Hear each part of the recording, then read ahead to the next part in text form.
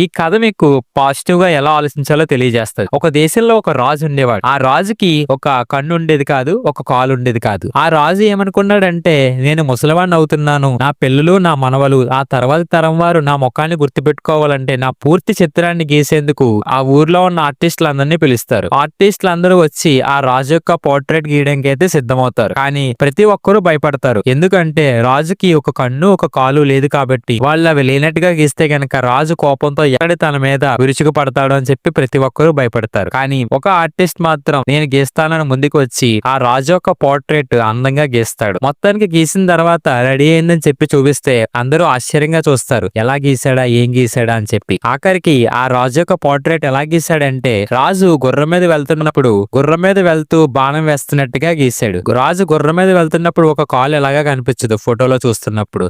అలాగే బాణం వేయాలంటే ఒక కన్ను ఎలాగో మోయాలి. తనలో ఉన్న లోపాన్ని